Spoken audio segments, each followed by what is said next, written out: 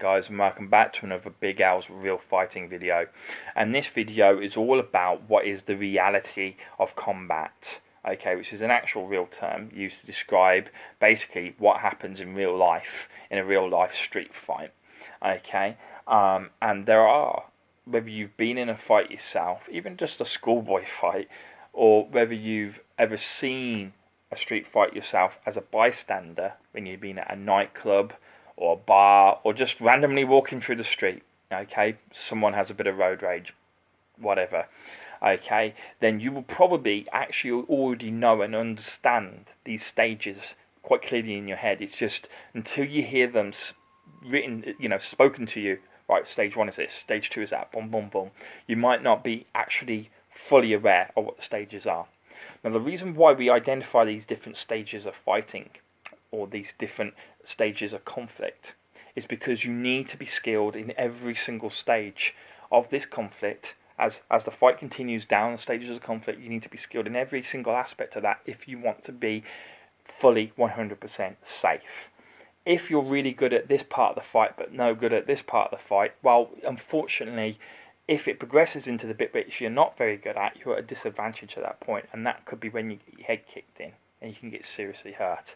And of course, the whole purpose of these videos are to put you as safe as possible out there on the street, knowing that you can defend yourself no matter what circumstances and situation you might find yourself in. Now, to do that then, we look at, first of all, we look at what is called the anatomy of street conflict. It sounds posh and it sounds poncy, and I'd agree with you. I don't like that term myself. It makes it sound bigger than it is. If we break it down and look at it, anatomy of a street conflict. Anatomy, well, that means parts or phases or stages, okay, of a street conflict, a fight.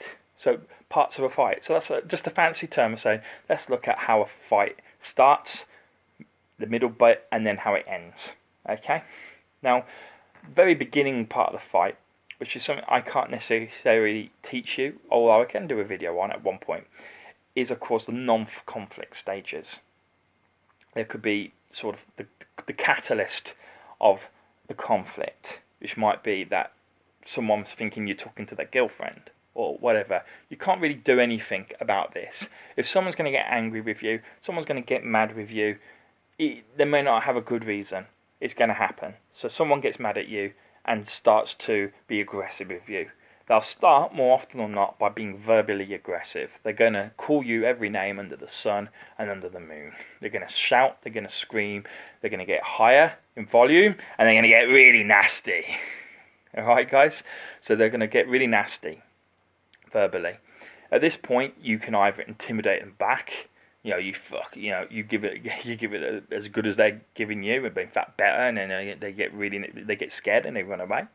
Or if you can't do that, or you're not willing to do that, or it's not nice to be like that, it's not nice to be nasty, and you go, you just take it, go on, okay. You can defuse the fight before it even begins just by getting out of there. That's my recommendation. If you can't intimidate them or walk away yourself, it could be that it's impossible for you to walk away. So at that point, you try and intimidate them back. If you can't scare them off or you can't get away, the next phase is they'll close the distance. They'll get into your face like this, and you fuck you. They might get to that point. That can sometimes skip. Getting into someone's face is part of the verbal side of things, in my personal opinion. But it also shows that they're quite confident, possibly in some ways, or they're afraid. It's one or the other. One or the other, because by getting up close and personal with you, they're putting themselves at threat range.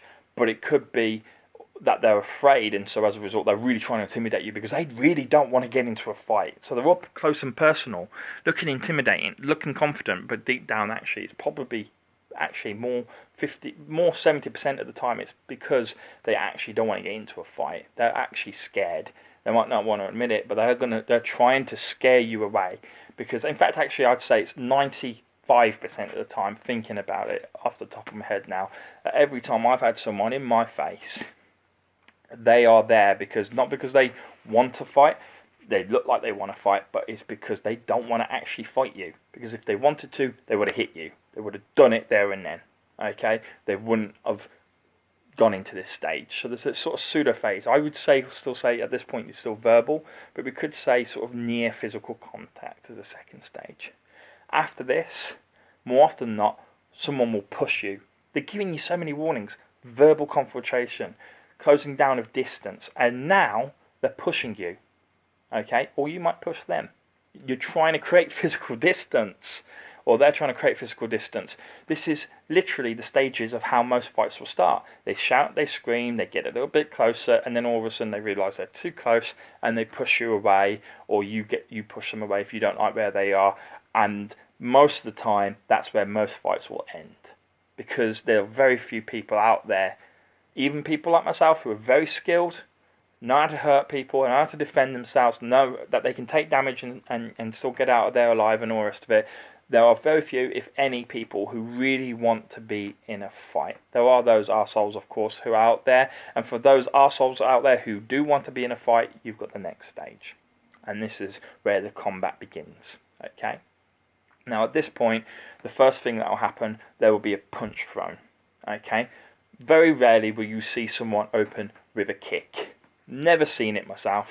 Can't think of one instance where someone's thrown a kick. I've seen fight started off with headbutts. That is brutal. We're not going to consider that necessarily at this point, because they have to be close, and most fights will be at arm's distance to start off with, and not so close that they can throw a headbutt. Okay. So the first thing, generally speaking, is a punch, and then if the person who's been punched hasn't been knocked out, because this could end the fight there and then. You know, once a punch is thrown, fight could be over. In fact, I would say 80% of fights, the first punch, or the first person to land a punch, will end the fight within the first 10 seconds. Okay? Not many people can take a punch and stay completely on their feet, or stand their ground and not run away. One of the two. Okay? So this stage of the fight is very temperamental whether it goes to the next. But if it goes to the next, it's going to be a long, drawn-out fight. But anyway, there's an exchange of punches. This is where striking skills come in handy.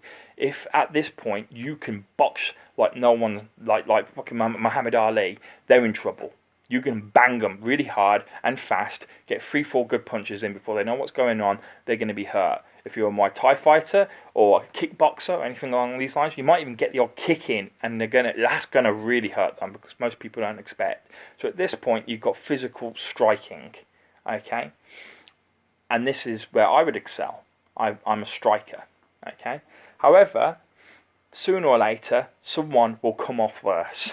And very quickly they'll realise they are going to get their head kicked in, okay, or punched in, or whatever, okay? And so this stage of the fight will only last, as I say, at most 10 seconds, either because someone gets knocked out or someone just gives up. They're like, no, I am not going to get my head clattered.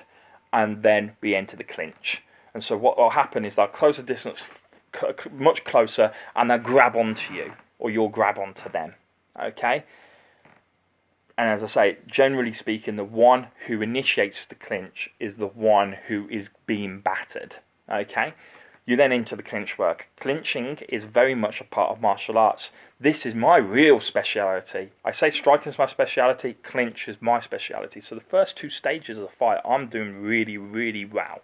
Okay, and that's why I've ended up pretty much winning every fight out there quite quickly, because I excel at the first 2 stages. Not just punching, but also clinching. I can knock you out in the clinch. So that serves me very well indeed. I can really manhandle you in the clinch. Now, once you're clinching, eventually someone will either be thrown, if someone knows how to throw, or someone will trip and fall. Or someone will get so tired that they collapse on the ground. Clinch work is knackering. It will tire you out like no one's business. And by this point, you've already taken a few blows probably. You're dragging on one another. You're pulling on one another. Adrenaline's in your system. You're going to be heaving, really tired. So we've gone from verbal, closing the distance, pushing. Then we've gone into the first combat stage, which is punching, possibly kicking, but certainly striking. Let's call it the striking phase. We've then gone into the clinch phase. This can last a long time. It can go very quickly. Depends on conditions. If it's just rained and you're fighting outside, it's slippy underground, you might fall. Okay, might happen very, very quickly. If you're fighting multiple opponents, I've actually been taken down to the ground and gone past the clinch stage only when I've actually been fighting 3, 4, 5 guys at a time, because what happens is I can't hold that many people, but I can, but I can't hold that many people for that long. You know, when you got one person on your back, two on your front pushing you, eventually you're going to have to go down because you haven't got the energy to take 3 people in that circumstance.